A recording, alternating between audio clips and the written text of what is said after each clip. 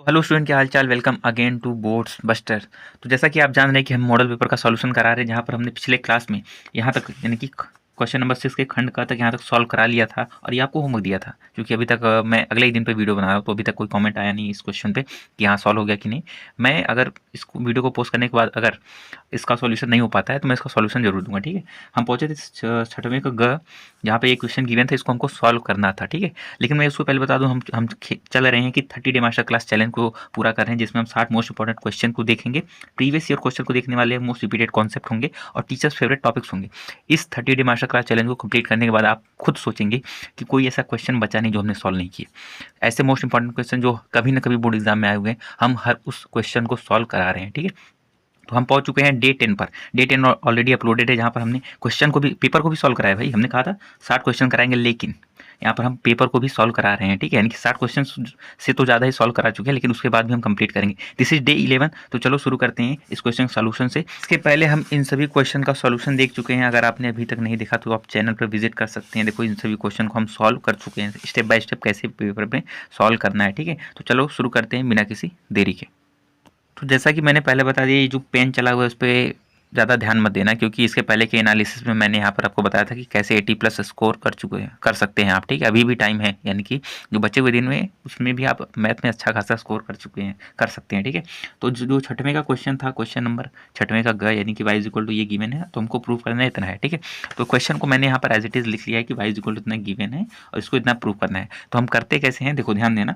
हमारा अप्रोच क्या होने वाला है, यहाँ पर देखो d2/dx² है, यानी कि डबल डेरिवेटिव है, और यहाँ पर सिंगल डेरिवेटिव है, यानी कि हमको इसका डिफरेंशिएशन करना होगा। एक बार करना होगा, 2 बार करना होगा। ठीक है, ये क्वेश्चन की डिमांड है हमारे लिए। ठीक है, ये करना पड़ेगा। अगर डबल डेरिवेटिव नहीं आता तो डिफरेंशिएशन का क्लास देखिए, वहाँ पे मैंने इजीली बताया हुआ कैसे करते हैं। ठीक है, तो सबसे पहले हम क्या निकालेंगे, देखो ये जो गिवन है इसको हम लिख लेंगे, स्टेप बाय स्टेप करेंगे, क्योंकि स्टेप मार्किंग के भी नंबर मिलते हैं। यानी कि हम लिखेंगे दिया है, क्या दिया है, y इक्वल टू ए के पावर में mx प्लस बी के पावर में एन एक्स। ठीक है, ये हमको गिवन है। हमको क्या निकालना है, डबल डेरिवेटिव निकालना पड़ेगा। डबल डेरिवेटिव के लिए क्या करेंगे, पहले सिंगल डेरिवेटिव, यानी कि लिखेंगे एक्स के सापेक्ष अवकलन।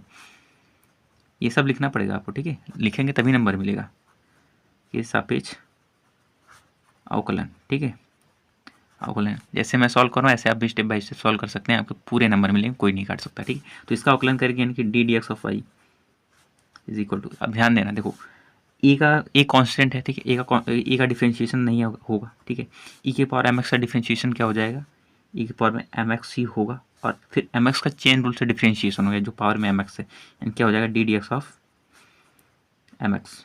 ठीक है, इसके पहले मैंने डिफरेंशिएशन क्लास में कैसे सॉल्व होता है, क्या क्या प्रॉपर्टीज होती हैं, कैसे सॉल्व होता है, मैंने वो भी बताया हुआ है। ठीक है, अगर आपको थोड़ा भी डाउट है एक बार उसको देख लीजिएगा। ठीक है, अब इसका डिफरेंशिएशन होगा, देखो बी भी कॉन्स्टेंट, तो बी एज इट इज रहेगा। ई के पावर एन एक्स का डिफरेंशिएशन ई के पावर में एन एक्स होगा, फिर एन एक्स का भी डिफरेंशिएशन चेन रूल से होगा। ठीक है, एन एक्स। ठीक, अब हम यहाँ पे देखते हैं, अभी कंप्लीट नहीं हुआ, यानी d d x of y, d d x of y अगला स्टेप है, अगला स्टेप है। ठीक है, ऐसे एरो बनाते चलेंगे तो सुंदर दिखेगा।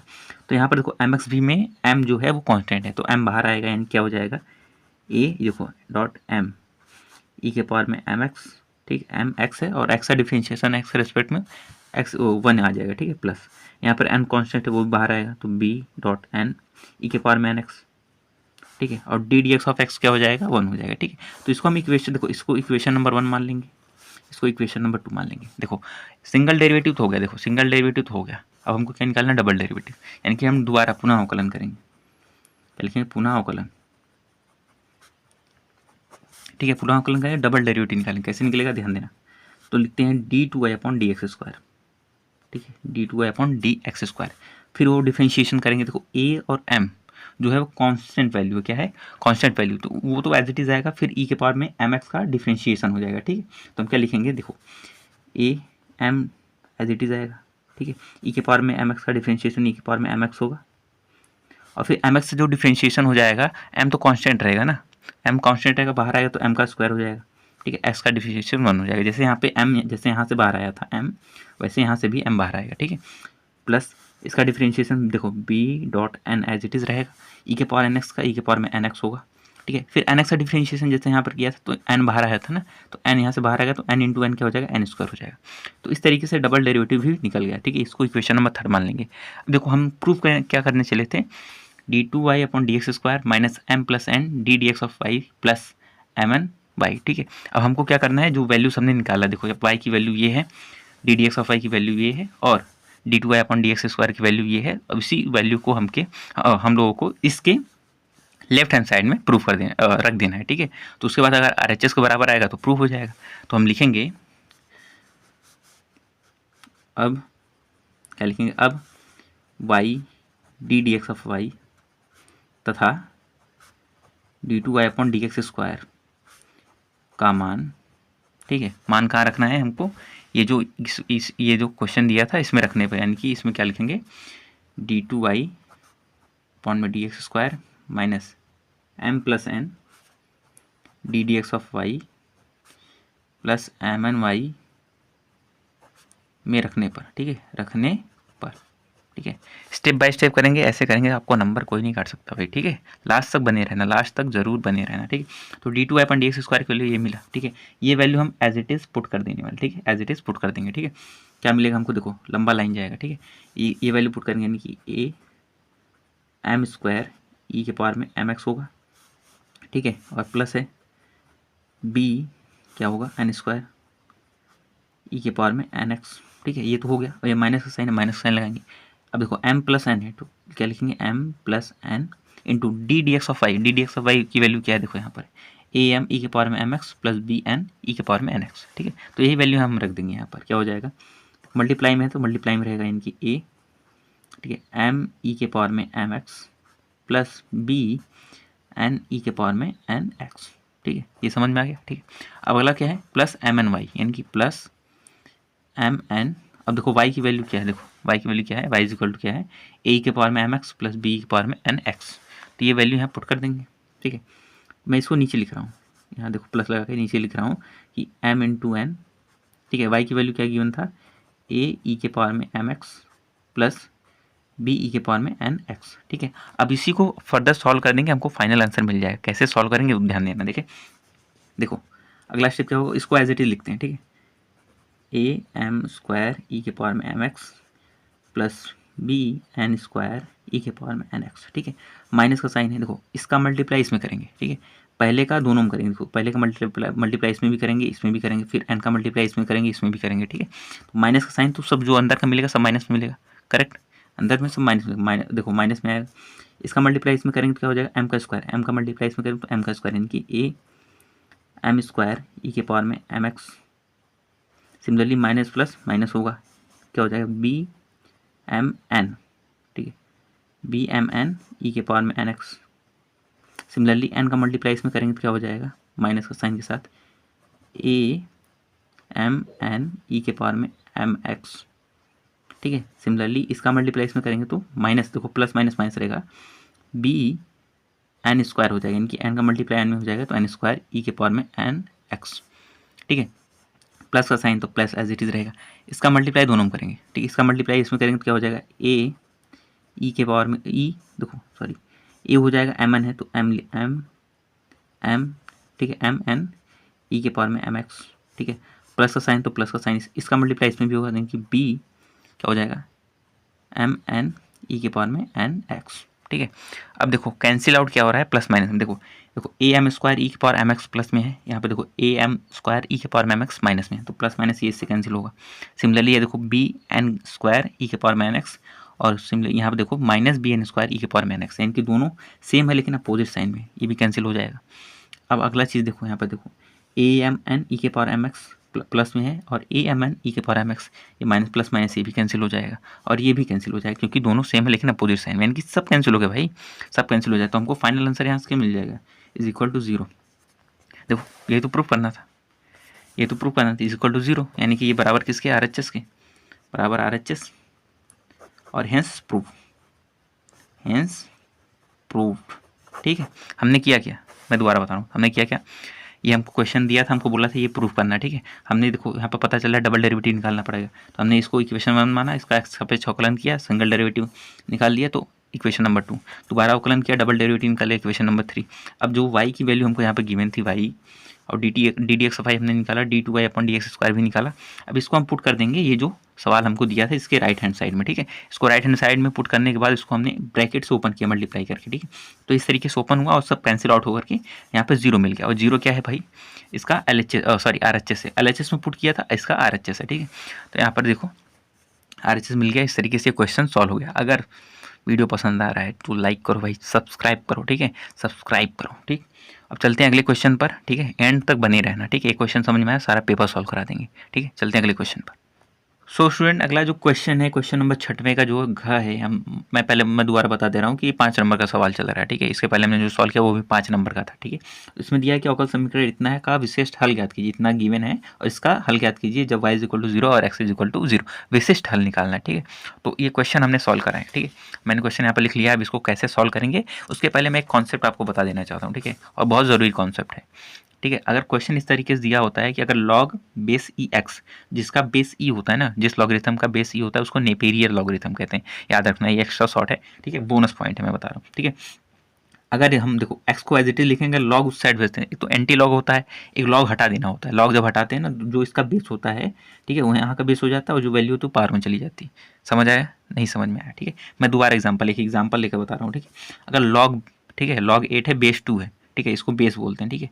Log 8 base 2 is equal to 3 है। इसका मतलब क्या होता है, जो 8 होगा वो एज इट इज़ रहेगा, ठीक है। 8 तो एज इट इज़ आ जाएगा, जो जैसे यहाँ पर x एज इट इज़ आ गया, ठीक है, वैसे 8 एज इट इज़ आएगा। तो और यहाँ जो बेस है वो यहाँ का बेस हो जाता है, वैल्यू जो होती है पावर में चली जाती है। जैसे यहाँ देखो ये वैल्यू कहाँ ई के पावर में चली गई, यहाँ पे बेस ई था ना, तो वही केस होता है, जो बेस होता है वहाँ पर इक्वल के साइड में आ जाता है, उसके पावर में ये चला जाता है। और 2 का क्यूब क्या होता है, 8 ही होता है, ठीक है। इस तरह से ये प्रूव होता है, जो बेस होगा उसके पावर में ये वैल्यू चली जाती है, जो बेस होगा यहाँ बेस 2 है ना, उसके पावर में ये वैल्यू चली जाती है, और जो यहाँ पर होता है तो लॉग हट जाता है, ठीक है। तो वही कॉन्सेप्ट यहाँ पर यूज़ होने वाला है, ठीक है। ध्यान से समझना कैसे सॉल्व करेंगे, ठीक है। तो मैं इसका हल लिखता हूँ, सॉल्यूशन, ठीक है। सॉल्यूशन क्या हमको पहले क्या लिखेंगे, दिया है, ठीक है, क्या दिया है, देखो log d d x of y is equal to 3x plus 4y, ये हमको गिवन है। सबसे इंपॉर्टेंट बात तो मैं बताना भूल गया, ये 2015 में भी आया हुआ सवाल है, ठीक है, और मॉडल पेपर में भी आया हुआ है। इस तरीके के क्वेश्चन हर साल रिपीट होते रहते हैं, यानी कि रिपीटेड सवाल भी सॉल्व कर रहे हैं मॉडल पेपर के साथ, ठीक है। यानी 30 डे मास्टर क्लास आपके लिए ब्रह्मास्त्र साबित हो रहा है, ठीक है। अगर आपने कुछ नहीं पढ़ा अभी तक तो भी आप कर जाएंगे, अगर आपने पढ़ा हुआ है तो आपके लिए तो ब्रह्मास्त्र ही है भाई, रिविजन, महा रिविजन है एक तरीके से, ठीक है। तो ये क्वेश्चन हमको गिवन है, ठीक है। तो जो कॉन्सेप्ट हमने यहाँ पर यूज़ किया था, ध्यान देना, देखो यहाँ पर दिया था, यहाँ पर बेस ई था जो कि यहाँ पर चला गया था, ठीक है। यानी कि यहाँ पे बेस क्या है, ई है, जहाँ पर नहीं होता, ठीक है, उसको नेपेरियर लॉगरिथम कहते हैं, ठीक है। तो इसका सिंपली क्या होता है, जनरली यहाँ पे बेस ई होता है, यानी कि जो वैल्यू रहेगी वो तो एज इट इज़ रहेगा। जैसे यहाँ पर देखो एक्स था तो एक्स एज इट इज़ है, यानी कि d d x of y as it is रहेगा, ठीक है। और इज इक्वल टू ये जो वैल्यू होती है वो ई के पावर में चली यानी कि ई के पावर में चली जाएगी, देखिए ऐसे, यानी कि ई के पावर में क्या हो जाएगा, 3x प्लस 4y, ठीक है। देखो ये सबसे इंपॉर्टेंट चीज़ है, ठीक है, याद रखना, ये सबसे इंपॉर्टेंट चीज़ होने वाली है। जैसे हमने इसको ट्रांसफॉर्म किया ना, बहुत सारे लड़के क्या करते हैं, ट्रांसफॉर्म नहीं कर पाते, ठीक है। अब इसको हम सॉल्व करेंगे, कैसे सॉल्व करेंगे, एक चीज़ हम जानते हैं, जब पावर में देखो यहाँ पे, जैसे इसको हम इस तरीके से भी लिख सकते हैं, d d x of y. अब हम वेरिएबल सेपरेबल किस तरीके से यूज़ करते हैं उसको ध्यान देना, ई के पावर में, देखो ध्यान देना, 3x इंटू ई के पावर में 4x लिख सकते हैं। जब बेस सेम होता है तो power as it is add हो जाती है, यानी कि इसको हम इस तरीके से भी लिख सकते हैं, ठीक है। ये 9th का कॉन्सेप्ट है, क्लास 9th का, ठीक है। अब हम क्या करते हैं, वेरिएबल सेपरेबल करते हैं। देखो एक्स का कंपोनेंट उस साइड भेजेंगे और वाई का कंपोनेंट इस साइड लेकर आएंगे, ठीक है। ये देखो 4y है, सॉरी, तो इसको हम लिख सकते हैं, देखो डी वाई बाई क्या आ जाएगा, ई के पावर में वाई इज इक्वल टू क्या हो जाएगा, ई के पावर में 3x और यहाँ पे आएगा dx, ठीक है। समझ में आया, इस तरीके से कैसे इसको वेरिएबल सेपरेबल का यूज़ करके सॉल्व कर सकते हैं, ठीक है। देखो ये नीचे है, इसको हम, सॉरी 4y, ठीक है, इसको ऊपर लिखे जाते हैं, क्या हो जाएगा, इसको देखो ई के पावर में minus 4y d y is equal to e के पावर में 3x dx, ठीक है। दोनों पक्षों का समाकलन करने पर क्या लिखेंगे, दोनों पक्षों का समाकलन, समाकलन करने पर, ठीक है। समाकलन करने पर हमको क्या मिल जाएगा, देखो इंटीग्रेशन ई के power minus 4y d y is equal to, इसका भी इंटीग्रेशन हो जाएगा, इंटीग्रेशन ई के पावर में 3x dx प्लस सी, यानी कि समाकल नियतांक यहाँ पर एक आता है, ठीक है, जब लिमिट ना दी होती है, ठीक है, जब इनडिफिनिट जब वो इंटीग्रल होता है तो यहाँ पर एक सी कांस्टेंट वैल्यू आ जाती है, ठीक। अब इसका इंटीग्रेशन करेंगे तो किस तरीके से होता है, ध्यान देना। इसका जब इंटीग्रेशन होता है ई के पावर में माइनस 4y का इंटीग्रेशन क्या होता है, ई के पावर माइनस 4y ही होगा, ठीक है। फिर इसके पावर में जो होता है उसका डिफ्रेंशिएशन नीचे हो जाता है, यानी कि -4y का डिफ्रेंशिएशन क्या होगा -4, ठीक है, और इज इक्वल टू इसका भी इंटीग्रेशन करें तो ई के पावर में 3x का ई के पावर में 3x होगा, और फिर जो उसका पावर में होता है उसका डिफ्रेंशिएशन नीचे हो जाएगा, यानी कि 3x का डिफ्रेंशिएशन क्या हो जाएगा 3 plus C as it is आएगा, ठीक है। अब चूंकि हमको बोला क्या है विशिष्ट हल ज्ञात करना है जब y इज इक्वल टू 0 और x is equal to 0 given हो, ठीक है, यानी कि हमको पुट करना पड़ेगा यहाँ। उससे पहले हम इसको और सिंप्लीफाई कर लेते हैं, ठीक है। अगर हम इसको सबको एक साइड लेकर आएँ तो क्या हो जाएगा, ई के पावर में 3x अपॉन में 3, फिर क्या हो जाएगा प्लस ई के पावर में -4y अपॉन में 4, यानी कि देखो ये माइनस में उस साइड जाएगा तो प्लस में हो जाएगा, plus C is equal to 0। अब एलसीएम लेके इसको हम सॉल्व कर लेंगे, ठीक है। इसका एलसीएम क्या आएगा 12 आएगा, ठीक है। 3 से इसको डिवाइड करेंगे क्या हो जाएगा, 3 से इसको डिवाइड करेंगे 4 और 4 टाइम्स ई के पावर में 3x प्लस 4 से 3 टाइम्स ये हो जाएगा तो ई के पावर में देखो सॉरी यहाँ पे 4 से 3 टाइम 3 ई के पावर -4y प्लस 8 क्या हो जाएगा 12c हो जाएगा, 12c इज इक्वल टू 0, और यहाँ से 12 डिवीजन में उधर जाएगा मल्टीप्लिकेशन में हो जाएगा, इनकी हट जाएगा तो 4 ई के पावर में 3x प्लस 3 के पावर में -4y plus 12c is equal to 0, ठीक है। इसको इक्वेशन नंबर 2 मान लेते हैं, ठीक है, इक्वेशन नंबर 2, ठीक है। ये अपना इक्वेशन नंबर 1 है, ठीक है। इसको इक्वेशन नंबर 1 मान लेते हैं, ठीक है। हम क्या करेंगे जब हमको y is equal to 0 x is equal to 0 given है तो यही पुट कर देंगे, यानी कि x is equal to 0 y is equal to 0 रखने पर, ठीक है। हमको क्या मिल जाएगा जब x is equal to 0 put करेंगे, यानी कि ई के पावर में 0 हो जाएगा। समथिंग की पावर 0 क्या होता है 1 होता है, ठीक है। समथिंग की पावर 0 क्या होता है 1 होता है, इनकी 4 इंटू ये 1 हो जाएगा, ठीक है। सिमिलरली ई के पावर में माइनस देखो ई के पावर 3 इंटू हो जाएगा, ठीक है। अब देखो y is equal to 0 put करेंगे, यानी कि ई के पावर में टोटल 0, अब ई के पावर 0 की वैल्यू क्या होती है 1 होती है, तो 1 एज इट इज आएगा plus 12c is equal to 0। अब यहाँ से हमको क्या मिल जाएगा देखो 12c एज इट इज रहेगा, देखो ये 4 इंटू 1 4, 3 इंटू 1 3, यानी कि दोनों को ऐड करने क्या हो जाएगा 7 प्लस 7 उस साइड जाएगा तो हो जाएगा -7, और यहाँ से c की वैल्यू हमको क्या मिल जाएगी -7/12, ठीक है। तो इस तरीके से हमको c की वैल्यू मिल जाती है। अब यही c की वैल्यू इक्वेशन नंबर 2 में रख देंगे तो हमारा सॉल्यूशन मिल जाएगा, यानी कि हम यहाँ पर थोड़ी जगह निकाल करके हम इसको सॉल्व करेंगे कि c का मान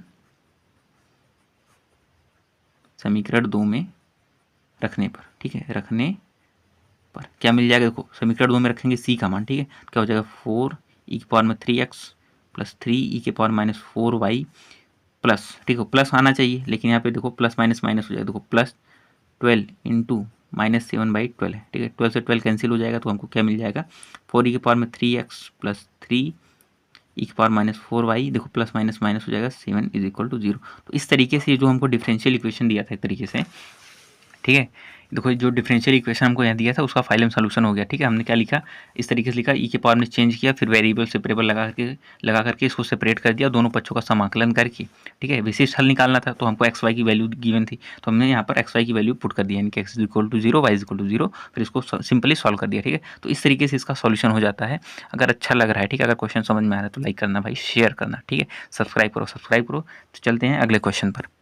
क्वेश्चन नंबर 6 का 5th पार्ट है कि निम्नलिखित अवरोधों के अंतर्गत, यानी कि अवरोध दिया गया है, न्यूनतमीकरण कीजिए, ठीक है। तो यहाँ पे एक इक्वेशन यहाँ असमीका है, ठीक है, ये एक असमीका है, ये दूसरी असमीका है, तीसरी असमीका है और ये कंडीशन गिवन है, ठीक है।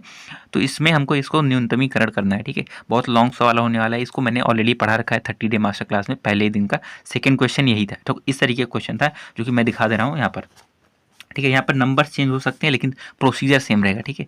यानी कि या तो अधिकतम करिए या फिर न्यूनतम, यहाँ पे भी मैंने न्यूनतम निकाला है, अधिकतम करके भी दिखाया हुआ, ठीक है।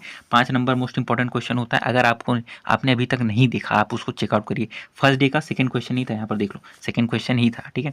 टाइटल आपको अभी दिख रहा होगा, ठीक है, यही टाइटल है, आप देख लीजिए। आप 30 डे मास्टर क्लास के प्लेलिस्ट का लिंक डिस्क्रिप्शन बॉक्स में मिल जाएगा आपको, उसमें पहले दिन पर आप जाकर इस सवाल को चेकआउट कर सकते हैं, कैसे मैंने सॉल्व कराया स्टेप बाय स्टेप, वहाँ पर पूरा एक्सप्लेनेशन दिया हुआ है, ठीक है, पूरा एक्सप्लेनेशन। इस तरीके जो ये असमीका होती है उसको हम क्या समीकरण में बदल देते हैं, फिर x is equal to 0 put करते हैं, ठीक है, y is equal to 0 put करते हैं सभी इक्वेशन में, ठीक है।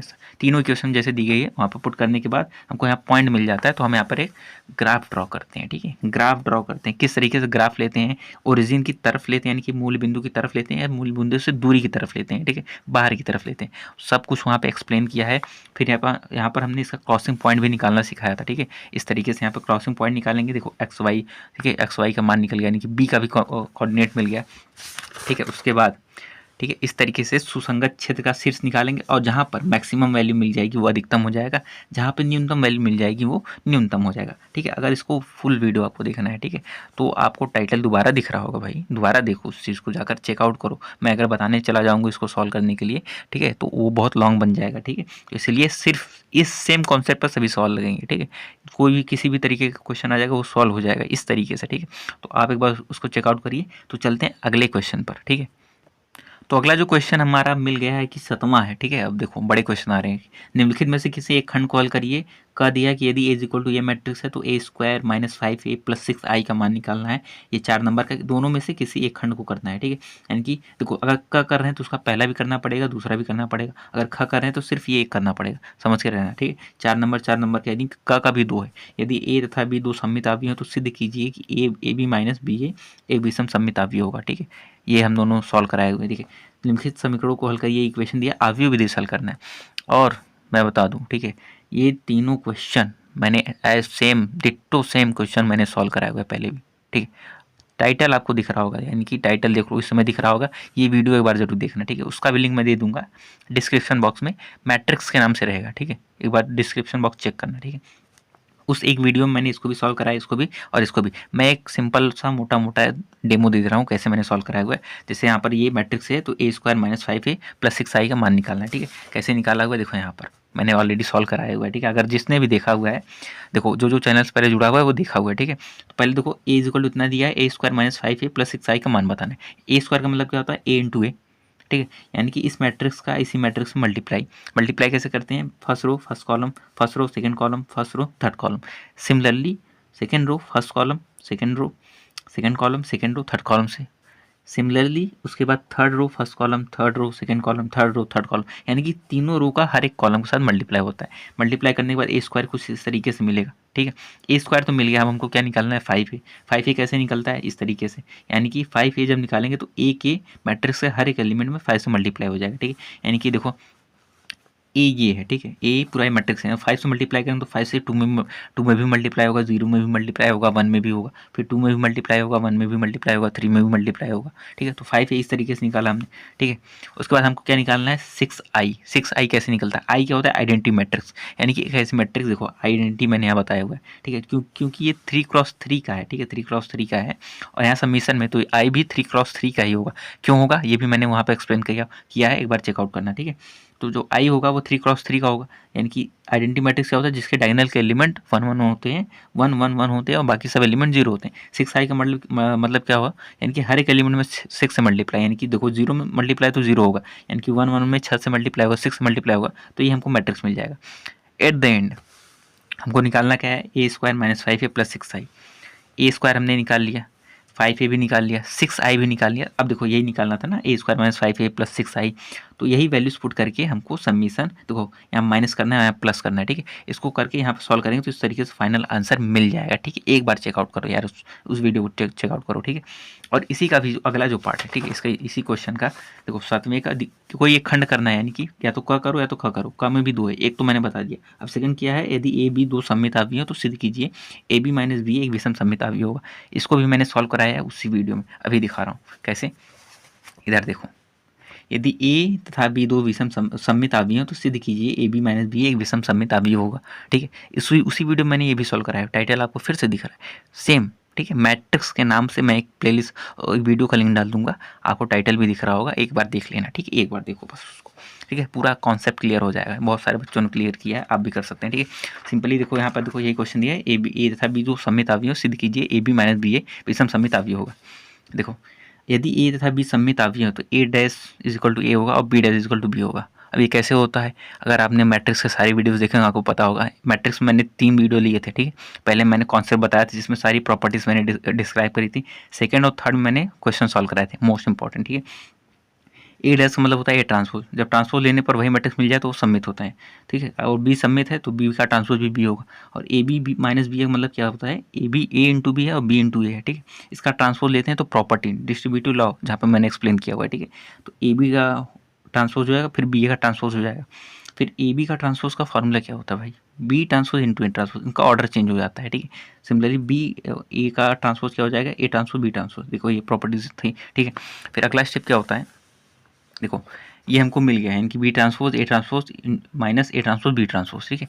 और जो ए बी जो है विषम सममित अवयव है, तो बी ट्रांसपोज की वैल्यू क्या निकालते हैं हम, बी निकाले थे, ए ट्रांसपोज भी ए ही था, तो यानी कि B A minus A B, ठीक है, सेम था। अब क्या होता है ए बी यानी कि ए बी माइनस बी ए का ट्रांसपोज हमने लिया ना, यहाँ पर देखो A B minus B A का ट्रांसपोज लिया तो हमको क्या मिल गया, देखो ये मिल गया, ठीक है, ये मिल गया। अब इसको हम माइनस कॉमन लेंगे तो क्या हो जाएगा, A B minus B A का transpose is equal to minus times A B minus B, यानी कि देखो A B B A B B A, ठीक है, जो ट्रांसपोज ले रहे हैं वही मिल रहा है लेकिन माइनस में मिल रहा है, ठीक है। देखो ध्यान दो, A B minus B A B minus B A, इनकी जिसका ट्रांसपोज ले रहे हैं हमको वही मिल रहा है लेकिन नेगेटिव मिला है। जब नेगेटिव मिल जाएगा तो क्या हो जाएगा, वो क्या हो जाएगा, विषम सममितावी हो जाएगा। उस वीडियो को चेकआउट करना, उसमें पता चल जाएगा किस तरीके से हमने उस चीज़ को कितनी आसान लैंग्वेज में एक्सप्लेन किया है, एक बार चेकआउट करो, ठीक है। तो इसी 7 का मैं फिर से बता रहा हूँ, इसी 7 का जो खा है कि निम्नलिखित समीकरणों को हल करिए, अवयव विधि से हल करना है, ठीक है। अब मैं क्या करूँगा, बस एक पेज पलटूंगा यहाँ पर, क्योंकि मैंने सब कुछ साथ में ही एक्सप्लेन किया। देखो एक पेज पलटा, देखो सेम क्वेश्चन आ गया,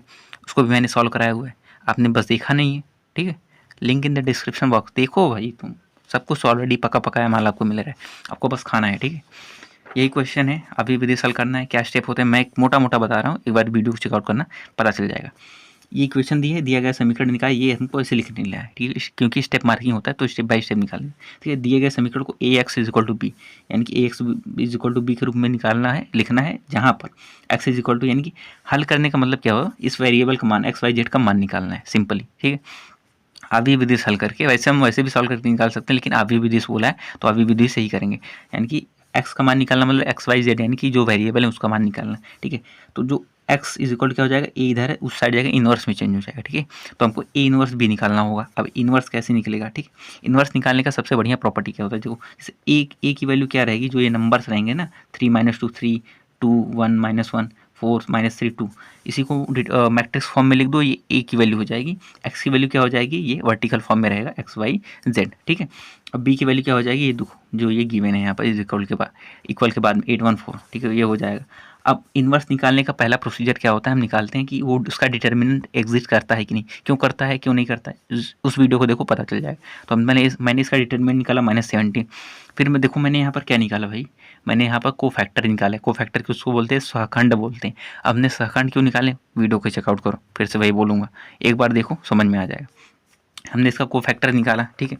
कोफैक्टर देखो यहाँ पर A23, जैसे कोफैक्टर हर एक एलिमेंट का अलग अलग कोफैक्टर होता है, देखो इसका एक अलग कोफैक्टर होगा, इसका अलग कोफैक्टर होगा, इसका अलग कोफैक्टर, यानी कि सहखंड अलग अलग होगा, ठीक है। तो हमने A11 का निकाला, A12 का निकाला, A13 का निकाला, इस तरीके से वैल्यू मिल गई। अब हम सहखंडों का भी मैट्रिक्स बनाते हैं, देखो A33 का जितने एलिमेंट है सबका सहखंड निकालेंगे। यदि C सहखंडों का अवयव, यानी कि सहखंड जो हमने निकाला उसका अवयव बनाएंगे, C A11 A12 A13 values यहाँ पुट कर देंगे, ठीक है। अब ए इनवर्स की वैल्यू क्या होती है, फॉर्मूला क्या होता है, एडजॉइंट ए अपॉन में डिटरमिनेंट, यानी कि एडजॉइंट ए हमको निकालना पड़ेगा। एडजॉइंट ए क्या होता है, इसी सहखंडों के मैट्रिक्स का ट्रांसपोज क्या होता है, रो को कॉलम में बदल देना। इस रो को हमने कॉलम में बदल दिया, रो को कॉलम में बदल दिया, रो को देखो पहले रो पहला कॉलम, पहला दूसरा रो दूसरा कॉलम, तीसरा रो तीसरा कॉलम, ठीक है, बना दिया। तो ये इसका ट्रांसपोज कर दिया ना, तो एडजॉइंट ए मिल गया। अब इनवर्स कैसे निकालेंगे, इनवर्स क्यों निकालने, देखो ये फॉर्मूला है, इनवर्स हमको निकालना पड़ेगा भाई, कंडीशन है। ए इनवर्स निकालने के लिए एडजॉइंट ए अपॉन में डिटर्मिनेंट ए, तो ये एडजॉइंट ए यहाँ पर हमको दिया, डिटर्मिनेंट ए की वैल्यू हमने खुद स्टार्टिंग में निकाला, क्यों निकाला था अभी देखो पता चल रहा है ना, -17, ठीक है। तो -17 रख दिया, यानी कि -17 से सबको डिवाइड करेगा, जब मल्टीप्लाई करेंगे, जब मल्टीप्लाई करने पर हर एक एलिमेंट में होता है तो डिवीजन भी हर एक एलिमेंट में होगा, यानी कि ए इनवर्स की वैल्यू हमको ये मिल गई।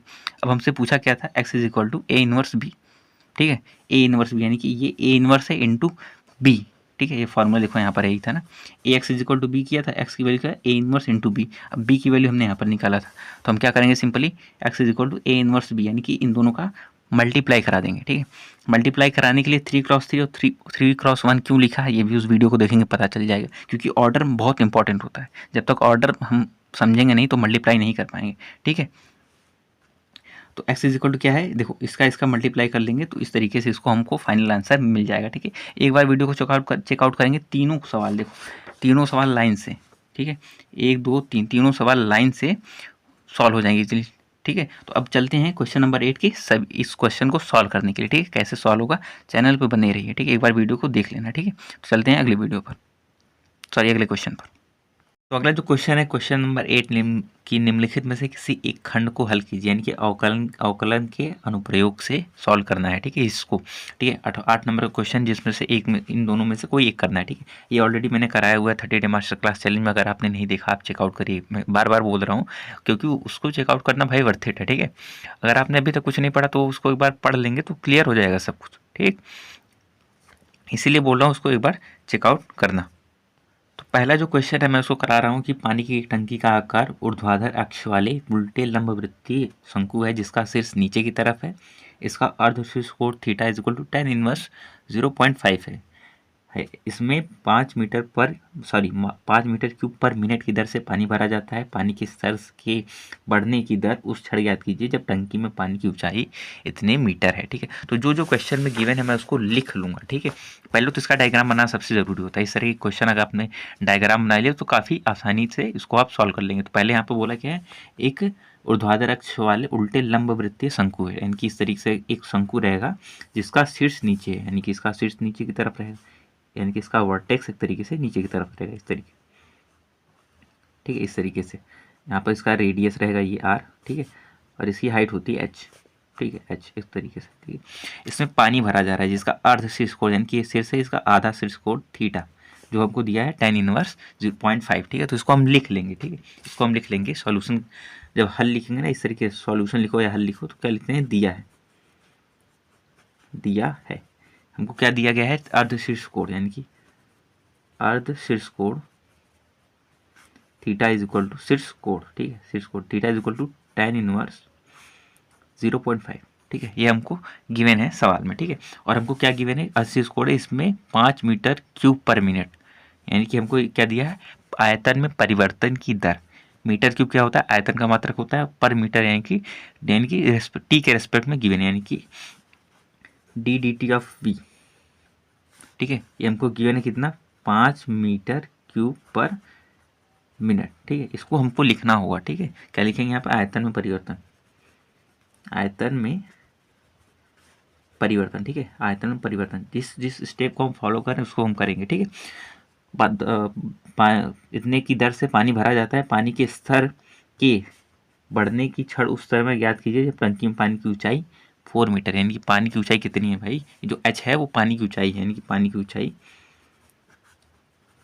ऊंचाई कितनी है भैया, h is equal to 4 metre हमको दिया गया है। ठीक है, तो हम क्या जानते हैं, इसमें हमसे पूछा कि पानी के स्तर बढ़ने की दर। ठीक है, कैसे कैसे किस रेट से पानी ऊपर बढ़ रहा है, यानी कि हाइट, यानी कि हमको क्या पूछा है, बढ़ने की दर, यानी कि हाइट बढ़ने की, यानी कि d d t of h हमसे पूछा है। क्या पूछा है, ध्यान से समझना, यानी कि पानी के स्तर बढ़ने की दर उस क्षण ज्ञात कीजिए, यानी कि पानी के स्तर बढ़ने यानी कि हाइट बढ़ने की दर, यानी कि d d t of h हमसे पूछा है। ठीक है, तो ये पूरा क्वेश्चन है जिसका कंक्लूजन ये है, इसका डायग्राम यहाँ पर है, तो इसको हम सॉल्व करेंगे।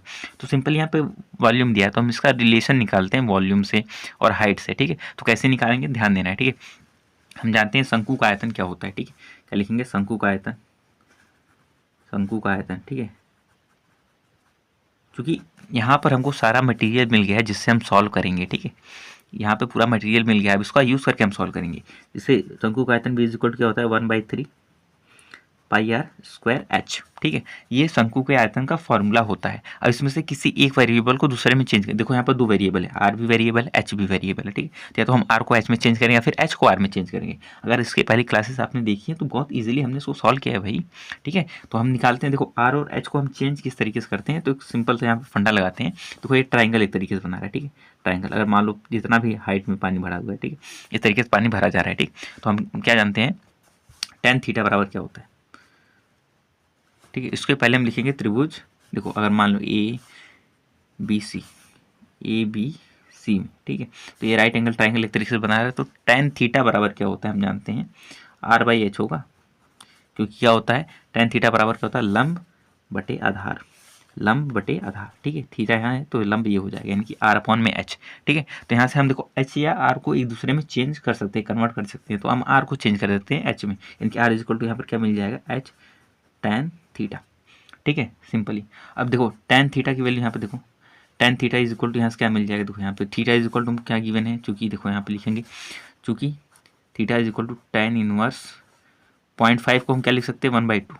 देखो यहाँ 0.5 को 1/2 लिख सकते हैं और यहाँ से tan theta is equal to 1/2 मिल जाएगा। और tan थीटा 1/2 कहाँ पर होता है, ठीक है, ध्यान देना, tan थीटा 1/2 कहाँ पर होता है वो तो निकालेंगे, क्योंकि tan थीटा के देखो यहाँ पर रखना है डायरेक्ट, हम tan थीटा की वैल्यू कहाँ पर 1/2 होती है वो नहीं निकालेंगे, डायरेक्टली tan थीटा की वैल्यू हम रख देंगे यहाँ पर, देखो tan थीटा, ठीक है। तो r इज इक्वल टू हमको क्या मिल जाएगा यहाँ पर, r is equal to h यानी कि 1/2 यानी कि h/2, यानी कि r की जगह हम h/2 लिख देंगे, r h में ये रिलेशन है, ठीक है। तो हम इसको लिख देते हैं r की जगह, यानी कि इक्वेशन नंबर 1 से, फ्रॉम इक्वेशन 1, देखो फ्रॉम इक्वेशन 1। ध्यान देना ये 8 नंबर का सवाल है, बहुत इंपॉर्टेंट, मोस्ट इंपॉर्टेंट है। अभी इस टाइप के और भी क्वेश्चन में 30 डे मास्टर क्लास चैलेंज में कराने वाला हूँ, ठीक है।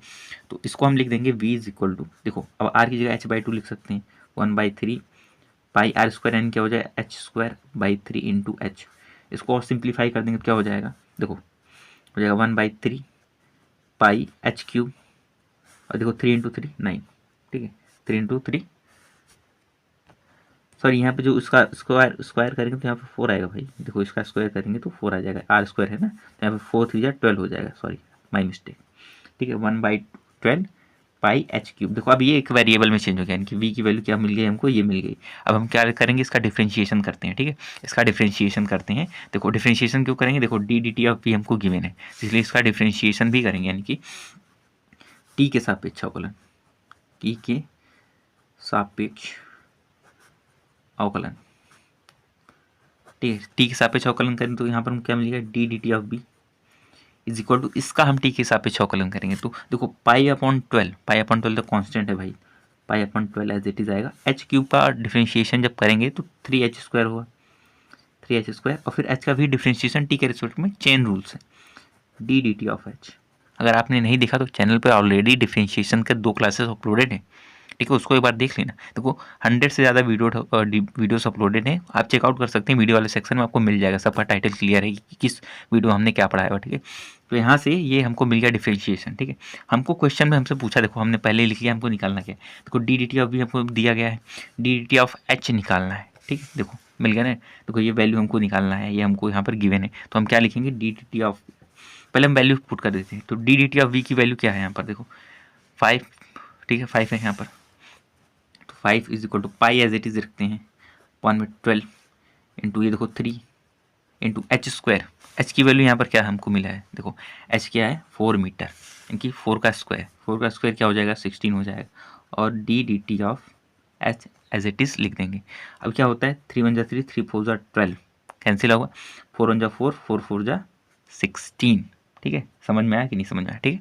अब हम क्या लिखते हैं, यहाँ पर बच क्या गया, 5 इज इक्वल टू क्या होगा 4 पाई बचा, 4 pi d d t of h, हमसे ये पूछा है d d t of h, तो हम सिंप्लीफाई करेंगे तो d d t of h is equal to क्या हो जाएगा 5/4 पाई, ठीक है। तो ये होगा इसके परिवर्तन का दर। देखो हमसे क्या पूछा था, D d t of H, यानी कि हाइट बढ़ने की दर क्या होगी, हाइट क्या है, मीटर में मेजर किया जाता है, यानी कि यहाँ लिखेंगे मीटर, और टाइम हमने लिया था मिनट में, यानी कि हाइट इस दर से बढ़ेगा। क्लियर हो गया। क्वेश्चन में हमसे क्या बोला था, देखो क्वेश्चन हमसे बोला गया था, ये देखो क्वेश्चन पढ़ लो एक बार दोबारा, ये क्वेश्चन बोला गया था 8 नंबर में कम है, ठीक है। तो हमने क्वेश्चन में जो जो गिवन था हमने लिख लिया, यानी कि जो आयतन परिवर्तन की दर हमने वो लिखा था, अर्धशीर्ष कोण जो दिया था वो लिखा था, ठीक है। पानी की ऊंचाई 4 मीटर थी एट द पॉइंट, ठीक है। तो हमसे क्या पूछा था, हाइट बढ़ने की दर, पानी की हाइट बढ़ने की दर क्या होगी, D d t of H पूछा था। शंकु के आयतन का फॉर्मूला, क्योंकि यहाँ पर देखो रिलेशन दिया है शंकु के आयतन का, ये फार्मूला पुट किया। हम पहले से जानते हैं कि 2 वेरिएबल है तो उसको सिंगल वेरिएबल में चेंज करना पड़ेगा। कैसे चेंज करेंगे, जो ये रिलेशन यहाँ पर दिया गया अर्धशीर्ष कोण से, ठीक है, tan theta upon r upon h होता है, r को हमने h में कन्वर्ट कर दिया, इनके r का रिलेशन h/2, ठीक है। फ्रॉम इक्वेशन 1 में r² की जगह हमने ये r की वैल्यू h/2 रख दिया, इनकी h²/4 हो जाएगा, तो उसका मल्टीप्लीकेशन पाई/12 h³ हो जाएगा। अब t के सापेक्ष अवकलन करेंगे, t के सापेक्ष क्यों कर रहे हैं, क्योंकि परिवर्तन की दर यानी कि समय के सापेक्ष निकालना होगा, और यहाँ पर दिया भी गया है, ठीक है, क्लियर है, ठीक है। तो इसको हम यहाँ पर अवकलन करने के बाद हमको d d t of h निकल गया, d d t of h ही हमको निकालना है, ठीक। तो हम क्या करते हैं, जो वैल्यूज हमको गिवन थे पुट कर दिए, इसकी वैल्यू 5 थी, पाई/12 रहेगा, 3 एज इट इज रहेगा, h² यानी h क्या था 4 था, 4 का स्क्वायर 16 हो जाएगा, ठीक। तो इस यहाँ पर ये वैल्यू हमने रख दिया 3 से 4 टाइम्स ये कैंसिल आउट करके हमने D d t of H निकाल लिया, यानी कि पानी, यानी कि हमने क्वेश्चन में क्या पूछा था, पानी के स्तर बढ़ने की दर, यानी कि क्या लिखेंगे, पानी की स्तर बढ़ने की दर, दर क्या हो जाएगा 5/4 मीटर पर मिनट होगा। ठीक है, देखो इतनी आसान तरीके से हमने इसको एक्सप्लेन कर दिया है स्टेप बाय स्टेप। ठीक है, अगर आपको नहीं आ रहा है तो भी आपको आ जाएगा। ठीक, तो आपको क्या करना है, सिंपली वीडियो को लाइक करना है, शेयर करना है और चैनल को सब्सक्राइब करके हमसे जुड़ जाना है। Every single update will be inform to you. ठीक है, सब कुछ इन्फॉर्म किया जाएगा आपको। ठीक, जुड़े रहिए। ठीक है, तो चलते हैं अगले क्वेश्चन पर। अगर ये क्वेश्चन समझ में आया तो लाइक करना भाई। अगला जो क्वेश्चन है ये कि सिद्ध कीजिए दी हुई तिर्यक ऊंचाई और महत्तम आयतन वाले शंकु का अर्धशीर्ष कोण tan−1√2 होता है। और हमने इसको भी सॉल्व कराया हुआ है 30 डे मास्टर क्लास चैलेंज में। मैं अभी भी बोल रहा हूँ, अभी 10 डेज हुए हैं, ये 11th क्लास है। इसको एक बार विजिट कर लीजिएगा। 15 से 20 मिनट की वीडियोस रहेंगे। ठीक है, 15, 20, 25 मिनट की, इससे ज़्यादा लंबी नहीं है। आप इतना टाइम दे देंगे 24 घंटे में, अगर आधे घंटे भी आप टाइम दे रहे हैं तो बहुत टाइम है। ठीक है, उसके बाद आपके पास बहुत टाइम बचने वाला है। एक बार चेकआउट करिए, सारा कॉन्सेप्ट क्लियर हो जाएगा। मॉडल पेपर तो आपका आधा से ज़्यादा वैसे ही सॉल्व है अगर आपने 30 डे मास्टर क्लास चैलेंज किया होगा। तो इसको सॉल्व करना है तो मैं इसको डायरेक्टली एक्सप्लेन करूँगा, आप एक बार विजिट कर लीजिएगा। ठीक है, तो अपना एक क्वेश्चन था कि सिद्ध कीजिए कि दी हुई तिर्यक ऊंचाई और महत्तम आयतन वाले शंकु का अर्धशीर्ष कोण tan−1√2 होता है। और हमने इसको 30 डे मास्टर क्लास में सेकेंड डे पर ही पढ़ा दिया था भाई।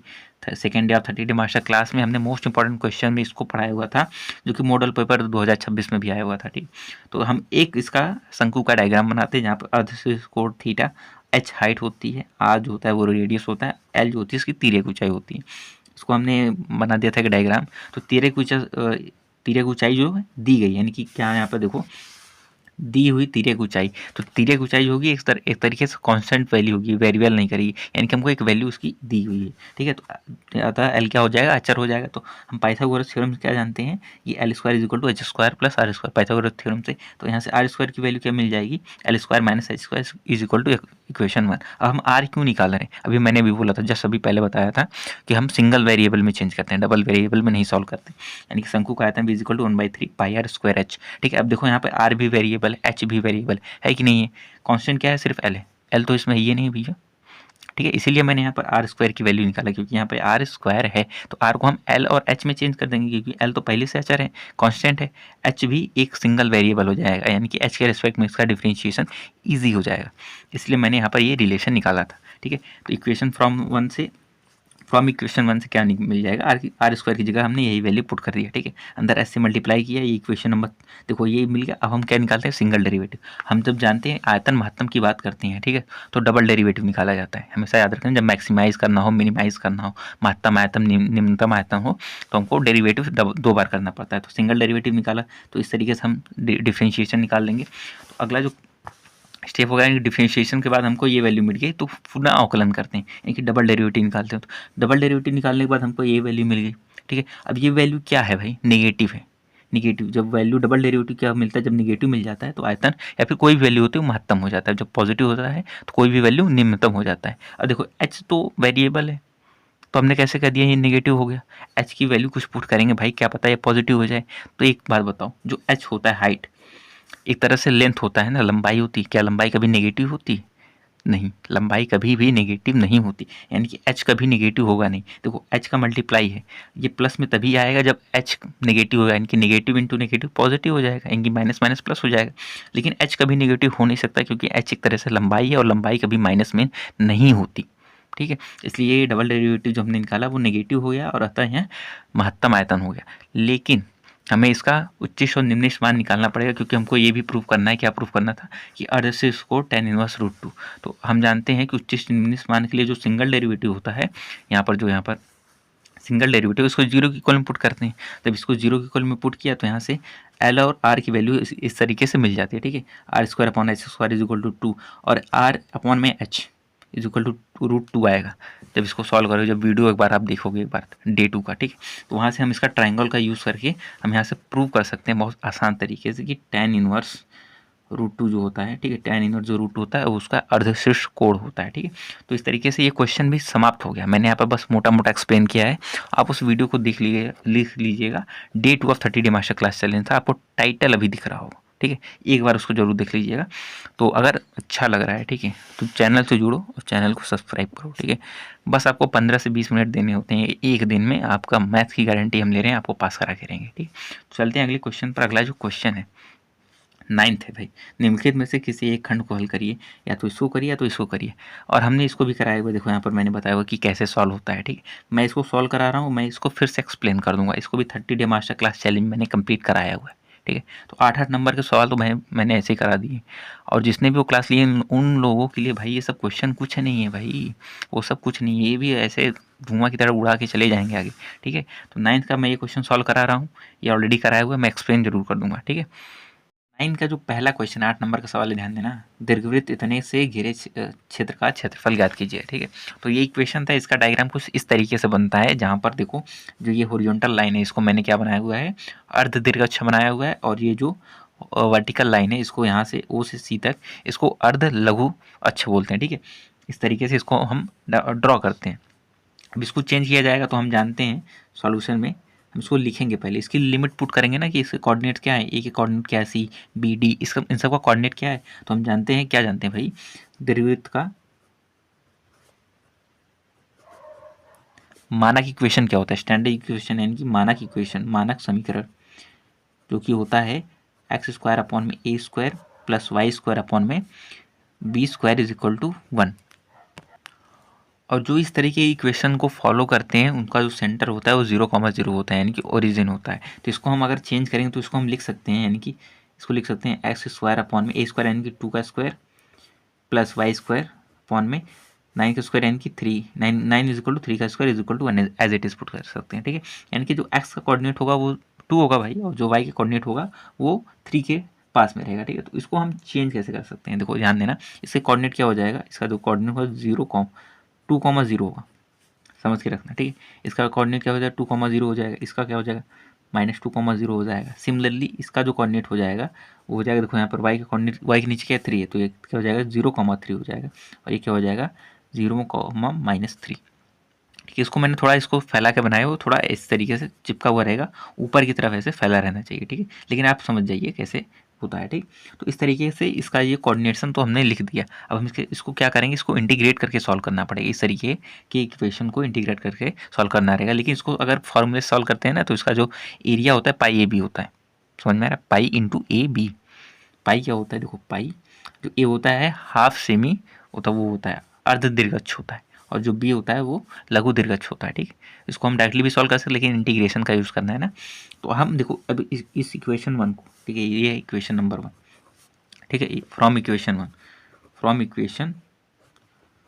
1। अब हम इसको सॉल्व करेंगे किस तरीके से, हम यहाँ से y की वैल्यू फाइंड आउट करेंगे, y की वैल्यू फाइंड आउट करेंगे, कैसे करते हैं ध्यान देना। देखो यहाँ पर देखो प्लस में उस साइड जाएगा तो माइनस में हो जाएगा, यानी कि हमको क्या मिल जाएगा वाई स्क्वायर अपॉन में 9 इज इक्वल टू क्या हो जाएगा 1 माइनस एक्स स्क्वायर अपॉन में 4, समझ आया, एक्स स्क्वायर अपॉन में 4। अब इसका हम एलसीएम ले लेते हैं, ठीक, इसका हम एलसीएम ले लेते हैं, यानी कि वाई स्क्वायर, इसको लिख सकते हैं 3 का स्क्वायर इज इक्वल टू क्या हो जाएगा 4 माइनस एक्स स्क्वायर बाई 4। अब यहाँ से दोनों देखो ऊपर नीचे स्क्वायर है, तो हम दोनों साइड स्क्वायर रूट ले लेंगे, तो यहाँ से क्या हो जाएगा y/3 इज इक्वल टू इसका स्क्वायर रूट हो जाएगा, यानी कि 4 माइनस एक्स स्क्वायर बाई 4, ठीक। अब यहाँ से हमको क्या चाहिए, मैंने क्या कहा था, हमको चाहिए क्या, सिर्फ y की वैल्यू चाहिए, ठीक। यहाँ से देखो 1/4 का जो स्क्वायर रूट होगा तो 1/2 हो जाएगा, वो तो बाहर आ जाएगा, यानी कि y की जो वैल्यू मिल जाएगी, देखो √4 माइनस एक्स स्क्वायर, ठीक है। ये तो रहेगा, देखो 3 यहाँ डिवाइड में तब मल्टीप्लिकेशन में हो जाएगा, और 1/4 का जो स्क्वायर रूट बाहर आएगा वो 2 हो जाएगा, ठीक है। अब इसका स्क्वायर रूट क्या होता है, प्लस माइनस में मिलेगा हमको, कोई भी वैल्यू होती है जब उसका स्क्वायर रूट लेते हैं तो प्लस माइनस में हमको मिलता है। तो ये वाई की इक्वेशन तो हमको यहाँ से मिल गया। अब हमें इसको इंटीग्रेट करना पड़ेगा स्टेप बाय स्टेप। तो हम क्या जानते हैं कि जो ये दीर्घवृत्त है इसका जो केंद्र है वो 0,0 पे है, क्योंकि ये स्टैंडर्ड इक्वेशन को फॉलो कर रहा है, ठीक है। और यहाँ पर हम देख रहे हैं जो अर्धलघु अक्ष है इसको हम लिखेंगे अर्धलघु, जो छोटा होता है उसको अर्धलघु अक्ष बोलते हैं, यानी कि ये क्या हो जाएगा, ये अर्धलघु अक्ष है, अर्धलघु अक्ष। और ये देखो 0,3 है तो क्या हो जाएगा अर्ध दीर्घ अक्ष हो जाएगा, अर्ध दीर्घ अक्ष, ठीक है। ये मैंने बना दिया आपको समझाने के लिए, ठीक है, इस तरीके से। तो जो अर्ध लघु अक्ष है इसकी लंबाई क्या है 2 है, ठीक है, 2 इकाई लेंगे हम, सेंटीमीटर भी नहीं बोल सकते, ठीक है। और जो दीर्घ अक्ष है अर्ध दीर्घ अक्ष है उसकी लंबाई क्या है 3 है, ठीक है। तो दीर्घवृत्त द्वारा खींचा गया दीर्घवृत्त द्वारा घेरा गया क्षेत्रफल क्या होगा, यानी कि लिखेंगे हम दीर्घवृत्त द्वारा घेरा गया क्षेत्रफल क्या हो जाएगा, घेरा गया क्षेत्रफल, तो जब देख रहे हैं यहाँ पर देखो 0 2 2 0 यहाँ पर भी है, -2 2 0 यहाँ पर भी लेंथ भी है, ठीक है। 0 3 0 3 यानी कि ये चतुर्थांश यानी कि क्वाड्रेंट बना रहा है, यानी कि first quadrant, second, third, fourth, यानी कि चारों क्वाड्रेंट आपस में बराबर होंगे, ठीक। तो यानी कि इसका एरिया इंटू 4 टाइम्स करेंगे तो पूरा एरिया मिल जाएगा। ध्यान देना, ये एरिया इंटू 4 टाइम्स करेंगे तो ये कंबाइन एरिया मिल जाएगा, यानी कि दीर्घवृत्त द्वारा घेरा गया क्षेत्रफल क्या हो जाएगा, बराबर हो जाएगा 4 टाइम्स किसके बराबर हो जाएगा, देखो यहाँ पर ए है, ओ है, सी, यानी कि ए ओ सी के बराबर हो जाए, यानी कि एक चतुर्थांश का एरिया निकाल लेंगे तो चारों उसके 4 से मल्टीप्लाई करें तो टोटल मिल जाएगा, ठीक है। तो इस तरीके से ये मिल जाएगा। तो हम क्या लिखेंगे, इंटीग्रेशन, देखो 4 टाइम्स रहेगा, ठीक है। 4 तो कांस्टेंट वैल्यू है, ठीक है, 4 तो कांस्टेंट वैल्यू है, यानी कि फिर इंटीग्रेशन मिल जाएगा, ठीक है। इंटीग्रेशन यानी कि वाई डी एक्स रहेगा, वाई डी एक्स, इसलिए हमने वाई की वैल्यू यहाँ पे निकाला था। अब समझ में आया वाई क्यों निकाला था। वाई निकालेंगे तो एक्स के रेस्पेक्ट में हम डिफ्रेंशिएशन इंटीग्रेशन करते हैं, अगर एक्स निकालेंगे तो वाई के रेस्पेक्ट में करते हैं, सिंपली। इसको सिंपल रखना है, इतना ध्यान में रख करके हमको चलना है, क्योंकि हम एक्स के रेस्पेक्ट में चल रहे हैं, ठीक है। और हम सिर्फ इस देखो इस क्वाड्रेंट का हम एरिया निकाल दें और 4 टाइम्स कर देंगे तो बाकी सब निकल जाएगा, ठीक है। तो इसका कोऑर्डिनेट एक्स का जो कोऑर्डिनेशन है कोऑर्डिनेशन नंबर क्या है, देखो 0 to 2 है, 0 to 2 है, यानी कि 0 to 2 लिमिट हो जाएगा। समझ में आया, ध्यान देना। एक्स के रेस्पेक्ट में हम इंटीग्रेशन कर रहे हैं, ठीक है। ए ओ सी का कर रहे हैं, यानी कि देखो ए ओ सी का कर रहे हैं तो इसमें एक्स के रेस्पेक्ट में कर रहे हैं, तो एक्स का जो कोऑर्डिनेशन है वो क्या है, देखो निर्देशांक क्या है, 0 है। देखो यहाँ पे 0, 0 यानी कि 0 है, और यहाँ पे 2, 0 यानी कि 2 है, यानी कि इसमें एक्स एच का जो कोऑर्डिनेशन नंबर है यानी कि निर्देशांक है वो क्या है, 0 to 2 है, इसलिए ये लिमिट हो जाएगा। हमने वाई की वैल्यू यहाँ फाइंड आउट किया, ठीक। चूँकि ध्यान देना ये क्या है, फर्स्ट क्वाड्रेंट है, फर्स्ट क्वाड्रेंट में क्या वैल्यूज होती हैं, सब पॉजिटिव होती है, यानी कि हम इसको माइनस न लेकर के इसको प्लस लेकर के चलेंगे, ठीक, प्लस लेकर के चलेंगे। तो y की जो वैल्यूज़ हैं यहाँ पर हम पुट कर देने वाले हैं, ठीक है। यानी कि 4 ये जो वैल्यूज़ हैं, देखो 3/2 कांस्टेंट है तो इंटू 3/2 तो बाहर आएगा, ठीक है। फिर integration of √4 - x² dx 0 to 2, ठीक है। 2 से 2 टाइम्स कैंसिल हो जाएगा तो यहाँ पर क्या आएगा, 3 2 जा 6 इंटीग्रेशन 0 to 2 √4 - x²। अभी एक फॉर्मेट बना रहा है, ठीक है। ये एक फॉर्मेट बना रहा है, कौन सा फॉर्मेट बना रहा है, एक फार्मूला बना रहा है जिसका यूज़ करके हम इसको डायरेक्टली सॉल्व कर सकते हैं। जो मैंने कहा जो ये कुछ फॉर्मेट बना रहा है, फॉर्मेट कैसा है, इंटीग्रेशन अंडर रूट में a² - x² dx, यानी कि a² यानी कि 2 का स्क्वायर है, ठीक, इज इक्वल टू क्या होता है, x times under root a² - x² upon में 2 plus a²/2 sine inverse x upon में a। तो ये डायरेक्ट फार्मूला होता है भाई, इसको हम डायरेक्टली पुट करके सॉल्व कर सकते हैं। कैसे करेंगे अभी दिखा रहा हूँ, ठीक।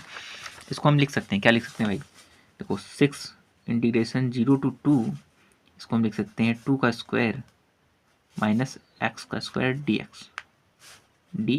ठीक। ये देखो ये फॉर्मेट बना रहा है तो ये फॉर्मूला यूज़ करके हम सॉल्व कर सकते हैं ना।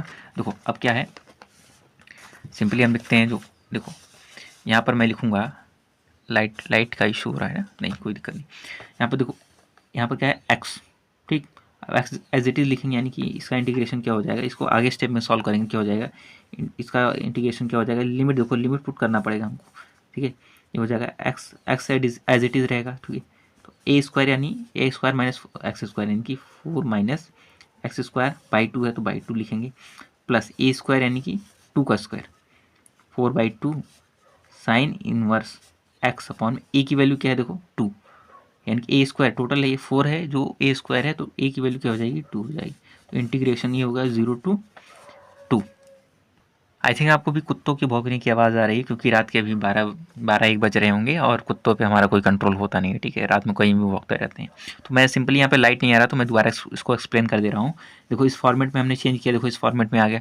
इसका फॉर्मूला क्या होता है, एक्स टाइम्स ये रूट एज इट इज़ आता है /2, तो हमने क्या लिया, एक्स टाइम्स ये रूट पूरा है एज इट इज़ /2, ठीक, प्लस a²/2, a² की वैल्यू क्या है, 4 है, इनकी 4/2 साइन इनवर्स x अपॉन ए क्या है भाई, 2 है, a² है, यानी कि टोटल ये a² है और a की वैल्यू क्या है 2, तो हमने यहाँ पे लिख दिया। और हमको लिमिट पुट करना ही पड़ेगा, क्योंकि लिमिट क्या है 0 to 2 और ये 6 टाइम्स है, ठीक है। ये जो 6 है उसको मत भूल जाना, ठीक है। अब हम लिमिट पुट करते हैं। लिमिट कैसे पुट करते हैं, upper limit minus lower limit होता है। पहले हम अपर लिमिट जहाँ जहाँ x होगा वहाँ अपर लिमिट यानी कि 2 रखेंगे, और फिर जहाँ जहाँ x होगा फिर उसको 0 रखेंगे माइनस करके, ठीक है।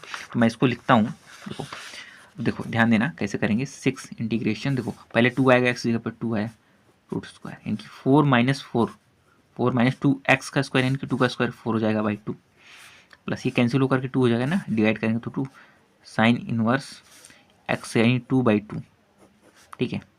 ये हो जाएगा, माइनस का साइन लगेगा, माइनस का साइन लगेगा। अब जीरो पुट करेंगे जहाँ जहाँ एक्स है, ठीक है। यहाँ पर जीरो पुट करेंगे, जीरो इंटू समथिंग पूरा जीरो, प्लस देखो यहाँ पर प्लस आता, लेकिन प्लस माइनस ये माइनस माइनस लगता है माइनस, 4/2 यानी कि 2 साइन इनवर्स, ठीक है। 0/2 यानी कि साइन इनवर्स 0, ठीक है। अब हम इसको वैल्यूज पुट करेंगे, कैसे होगा देखो, 4 माइनस 4 कितना हो भाई 0, तो ये सिंपली 0 हो जाएगा 6 टाइम, तो ये 0 एज इट इज आएगा। 2 + 2 साइन इनवर्स 2/2 क्या होता है, 1 होता है, ठीक। साइन 2/2 साइन इनवर्स 2/2 क्या है, इसको डिवाइड करेंगे तो साइन इनवर्स 1 हो जाएगा, और साइन इनवर्स 1 कहाँ होता है भाई, पाई/2 पर होता है, ठीक। और ये 0 तो -0 प्लस, सॉरी यहाँ माइनस है, साइन 0 0 होता है, साइन इनवर्स 0 0 हो जाता है। तो सिंपली इसको करेंगे, ये देखो 2 से 2 कैंसिल, और सब प्लस माइनस देखो सब 0, कोई फर्क नहीं पड़ने वाला, ठीक। तो हम क्या लिख सकते हैं 6, और अंदर क्या बचेगा पाई। अब क्योंकि हमने एरिया निकाला तो क्या है, वर्ग इकाई है, वर्ग इकाई। तो इस तरीके से इसका फाइनल आंसर हो गया भाई। नहीं समझ में आया, दोबारा बता दे रहा हूँ कैसे करना है। ये हमने इसको ग्राफ बनाया इस तरीके से, इक्वेशन को हमने स्टैंडर्ड इक्वेशंस कंपेयर किया, ए और बी की वैल्यू निकाला, ए और बी की वैल्यू निकाल के यहाँ पे कोऑर्डिनेट, इसके कोऑर्डिनेट्स निकाले, इसी कोऑर्डिनेट को पुट किया यहाँ पर, तो ये ग्राफ बन गया। तो इस फ्रॉम इक्वेशन 1 ये जो इक्वेशन है, इसमें हमने वाई की वैल्यू फाइंड आउट किया, वाई की वैल्यू हमने निकाला, तो दीर्घवृत्त का घेरा गया क्षेत्रफल क्या होगा, ये पहले चतुर्थांश का इंटू 4 टाइम्स करेंगे तो टोटल एरिया हमको निकल जाएगा। तो यहाँ से इस तरीके से हमने वाई डी एक्स पुट किया, वाई का जब निकालेंगे वाई को, यानी कि एक्स की वैल्यूज मिली है यहाँ पर, ठीक। तो एक्स के रिस्पेक्ट में डिफरेंशिएशन होगा तो एक्स का ही कोऑर्डिनेट, ये लिमिट लेंगे, लिमिट क्या हो जाएगा, अगर पहले चतुर्थांश की बात करें, पहले क्वाड्रेंट की बात करें, तो x1 0 हो जाएगा, और 2 यानी लोअर लिमिट 0 फिर 2। तो यहाँ पर हमने लिमिट लिया 0 to 2, और 4 टाइम्स एज इट इज चल रहा है, यानी कि 3/2 देखो यहाँ से ये कॉमन आएगा। अब प्लस माइनस में से प्लस इसलिए ले रहे हैं क्योंकि फर्स्ट क्वाड्रेंट है, फर्स्ट क्वाड्रेंट में सब पॉजिटिव होता है, इसलिए हमने पॉजिटिव लिया, ठीक है। इसको इस फॉर्मेट में चेंज किया, इस फॉर्मेट का ये फॉर्मूला मैंने लिखा, ठीक है। इसी फॉर्मेट में हमने सभी वैल्यूज़ को पुट कर दिया। तो जब सब पुट कर दिया तो upper limit minus lower limit करते हैं ना, तो जहाँ जहाँ एक्स की वैल्यूज़ है वहाँ पर 2 पुट किया, फिर माइनस जहाँ जहाँ एक्स है वहाँ पर 0 पुट किया, तो उसको सिंपली सॉल्व किया तो 6 पाई वर्ग इकाई मिल गया। तो इस तरीके से क्वेश्चन नंबर 9 भाई सॉल्व हो गया, ठीक है। इतने आसान तरीके से, अगर समझ में आ रहा तो भाई लाइक करना, ठीक। क्या है क्वेश्चन नंबर 9 का, ये 8 नंबर का पहला सवाल हो गया। और ये दूसरा सवाल हमने अभी कुछ दिन पहले ही कराया हुआ है। कहाँ कराया हुआ है, ध्यान देना। ये देखो यहाँ पर देखो 30 डे मास्टर क्लास चैलेंज, यानी पेपर के पीछे ही सॉल्व करा रहे हैं भाई, जहाँ पे जगह मिल जा रही है वहाँ सॉल्व करा दे रहे हैं। देखो ये अपना पेपर हमने सॉल्व कराया ना, इसके पीछे ही हमने सॉल्व कर दिया। इधर ये पेपर था, देखो ये पेपर था, इसी के पीछे हमने सॉल्व करा दिया है, जहाँ जगह मिल रहा है वहाँ हम सॉल्व करा रहे हैं, ठीक। तो आपका जो एक क्वेश्चन था, देखो डे 3 में हमने इसको सॉल्व कराया हुआ है 30 डे मास्टर क्लास चैलेंज में। नहीं देखा, चेकआउट करो एक बार, ठीक है। जो क्वेश्चन हमको यहाँ पर गिवन है, मैं एक सेकंड के लिए दिखा दूँ। देखो ये जो क्वेश्चन है, ठीक है, 9 का ख है कि integration 0 to π/2 log sin x dx का मान ज्ञात कीजिए, और इसको मैंने एनालिसिस के टाइम पे बता दिया, इसका आंसर ये होता है। और एक इंपॉर्टेंट चीज़ अभी मैं बता रहा हूँ इसमें, ठीक है। इसको सॉल्व कराना है तो हमने देखो day 3 of 30 day master class challenge में ऑलरेडी करा के रखा हुआ है कि प्रसिद्ध कीजिए, ये इसको प्रूव करना है, याद रखना। अगर आपने 30 डे मास्टर क्लास चैलेंज किया, आप कोई भी पेपर सॉल्व कर सकते हैं बहुत आसान तरीके से।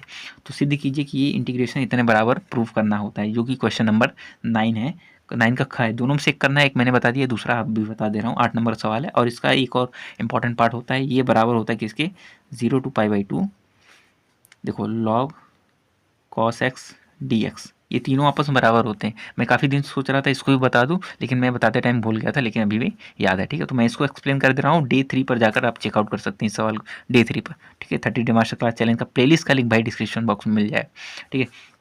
तो इंटीग्रेशन क्या सिद्ध कीजिए, इतना है, ठीक है। तो हमने इसको आई के बराबर मान लिया इक्वेशन नंबर 1। अब प्रगुण का यूज़ करते हैं। प्रगुण क्या है, limit a to b f(x) dx is equal to क्या होता है, हम क्या करते हैं, upper limit plus lower limit minus x कर देते हैं। ये जो फंक्शन होता है, इसको मैंने कई बार डिस्कस किया है, कई भी सवाल में, कई सारे सवालों में, ठीक है।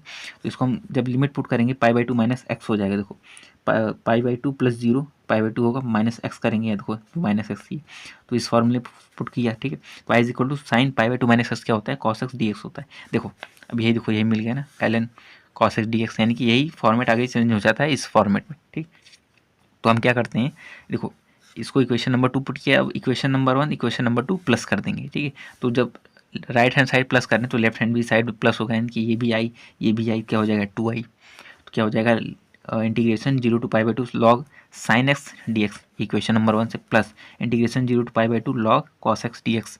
हम जानते हैं log m plus log n is equal to क्या होता है, लॉग एम इंटू एन, ये प्रॉपर्टी थी। तो हमने इसका मल्टीप्लाई हो जाएगा, इनकी log sine x d x sine x cos x d x हो जाएगा। तो हम इसको फॉर्मूले में चेंज करने के लिए 2 से मल्टीप्लाई 2 से डिवाइड कर देते हैं। 2 से मल्टीप्लाई डिवाइड करने का मतलब क्या हो जाएगा कि ये 2 साइन एक्स कॉस एक्स का मतलब क्या होता है, साइन 2x होता है, और बाई 2 यानी कि अब हम अपॉन में 2 है। अब लॉग एम बाई एन का फॉर्मूला क्या होता है, log m minus log n. ठीक, अब इसका हम यूज़ करेंगे तो क्या हो जाएगा, integration 0 to pi by 2 log sine x 2x d x हो जाएगा, माइनस का साइन आएगा इस फार्मूले से 0 to pi by 2 log 2 d x. ठीक, अब हम क्या करेंगे, इसको सिंपली सॉल्व करते हैं, पुट करेंगे 2x की जगह पर t, तो 2x का डिफ्रेंशिएशन 2dx dt हो जाएगा, dt dx की वैल्यू क्या हो जाएगी dt बाई 2। और हम फिर लिमिट भी चेंज करेंगे, जब इस तरीके से जब फाइनाइट इंटीग्रल में जब लिमिट होती है तो उसको लिमिट को भी चेंज करते हैं जब कुछ पुट करते हैं। तो x की वैल्यू जब 0 है, x की वैल्यू 0 है तो यहाँ पर x की जगह 0 पुट करेंगे तो t की वैल्यू 0 मिलेगी। और जब x की वैल्यू पाई बाई 2 है, यहाँ पर पाई बाई 2 रखेंगे, पाई बाई 2 x की वैल्यू पाई बाई 2 होने पर यहाँ पर पाई बाई 2 रखा तो 2 से 2 कैंसिल हो जाएगा, तो t की वैल्यू पाई मिल जाएगी। तो लिमिट चेंज हो गया, यानी कि 2i is equal to 1/2 integration 0 to pi log sine t d t. और यहाँ पे देखो, यहाँ से देखो लॉग टू जो है वो कांस्टेंट है तो बाहर आ जाएगा, तो integration 0 to pi by 2 d x हो जाएगा। ठीक, तो अगले पेज पे चलते हैं। अगला जो पेज है, अब ध्यान देना, ये वैल्यूज हमको मिल गई। ठीक है, 1/2 देखो यहाँ पर, जैसे ये वैल्यूज मैंने यहाँ पर दोबारा लिख लिया समझाने के लिए। तो ये देखो एक सम फलन है, ठीक है, ये सम फलन है। क्या सम फलन है, सम फलन का मतलब क्या होता है, जब माइनस एक्स रख देते हैं, एफ एक्स माइनस साइन, देखो f of minus x is equal to f x हो जाएगा, इनकी माइनस खत्म हो जाएगा, एफ एक्स जगह पर माइनस रखने के बाद ही एफ एक्स मिल जाए तो क्या होता है, समफलन होता है। तो जो टी है उसको हम इस प्रॉपर्टी से, देखो यहाँ पर देखो इस तरीके से 0 to A f x d x को अपर लिमिट को हाफ करके आगे 2 से मल्टीप्लाई कर सकते हैं समफलन होने की कंडीशन में।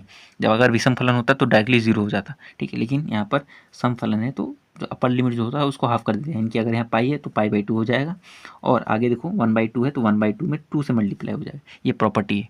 ठीक है, वीडियो को उस वीडियो को देखना है डे 3 वाले को। ठीक, यहाँ से 2 से 2 कैंसिल होगा, तो इस तरीके से यहाँ पर देखो log 2 एज इट इज़ रहेगा, जब 1 का इंटीग्रेशन करते हैं तो x हो जाता है, तो लिमिट क्या है 0 to pi by 2 same 2i is equal to क्या हो जाएगा 0 to pi by 2 sine x d x. देखो x को हम t की जगह हम x पुट कर सकते हैं, ठीक है, कोई फर्क नहीं पड़ेगा, क्योंकि ये देखो x x t t, ठीक है, कोई फर्क नहीं पड़ेगा। तो ये देखो ये i की वैल्यू है, देखो i है ना भाई, यहाँ पर देखो ये i की वैल्यू है ना, जो इक्वेशन नंबर 1 माना था, तो देखो ये i की वैल्यू है इक्वेशन नंबर 1 से, और इसका जो इंटीग्रेशन करेंगे log 2 upper limit minus lower limit, नहीं पाई बाई 2 माइनस 0 करेंगे तो माइनस पाई बाई 2 log 2 हो जाएगा। तो यहाँ पर 2i इज इक्वल टू आई हो जाएगा, यहाँ पर माइनस पाई बाई 2 log 2 हो जाएगा, ये i सेट जाएगा 2i माइनस आई हो जाएगा, और इस तरीके से सॉल्व करेंगे तो i इज इक्वल टू इतना, और i हमने ये माना था और इसको हमने प्रूव कर दिया minus pi by 2 log 2 proved.